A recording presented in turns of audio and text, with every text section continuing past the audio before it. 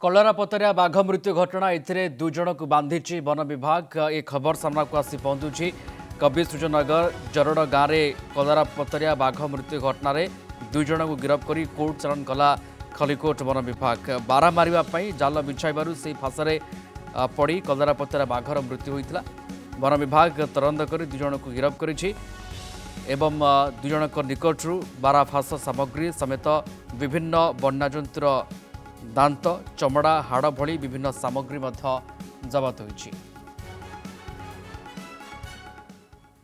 तो कलरापतरिया बाघ मृत्यु घटना वन विभाग इन्वेस्टिगेशन परवर्ती समय जो खबर सामना को आसी पहुंचुछि दुई जन को वन विभाग खलिकोट वन विभाग गिरफ्त करिछि एवं बारहा मारिबा जाल बिछाई से फाशरे पड़ी कलरापतरिया बाघर मृत्यु होता। वन विभाग आपको लेकिन तदंत आग को बढ़ाई विभिन्न दिग को लेकिन तदंत करने पर दुई जन को एठी गिरफ्त कर कोर्ट चालाण करिछि खलिकोट वन विभाग एवं दुई जन निकटू बारहा फाश सामग्री समेत विभिन्न वन्यजंतुर दांत चमड़ा हाड़ भली विभिन्न सामग्री जबत होइछि। कवि सूर्यनगर जरड़ गाँव में कलरापतरिया बाघ मृत्यु घटना गिरफ्तारी कथा आम देखा पाउछे। वन विभाग खलिकोट वन विभाग ए घटना घटवा पर वन विभाग तदंत करथिला एवं एथिरे दुई जन को वन विभाग खलिकोट वन विभाग बांधिछि।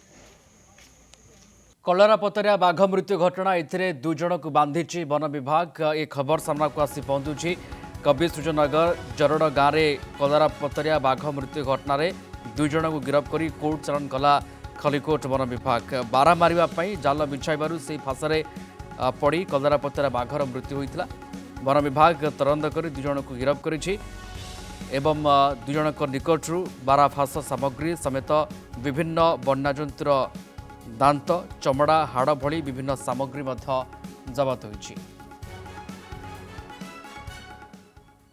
तो कलरापतरिया बाघ मृत्यु घटना वन विभाग इन्वेस्टिगेशन परवर्ती समय जो खबर सामना को आसी पहुंचुछि दुई जन को वन विभाग खलिकोट वन विभाग गिरफ्त करिछि एवं बारहा मारिबापी जाल बिछाई से फाशरे पड़ी कलरापतरिया बाघर मृत्यु होता।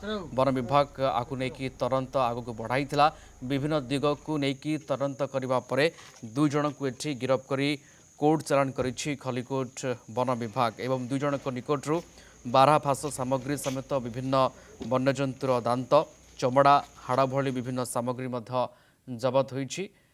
कवि सूर्यनगर जरड़ गाँव में कलरापतरिया बाघ मृत्यु घटना गिरफ्तारी कथा आम देखा पाउछे। वन विभाग खलिकोट वन विभाग ए घटना घटवा पर वन विभाग तदंत करथिला एवं एथिरे दुई जन को वन विभाग खलिकोट वन विभाग बांधिछि।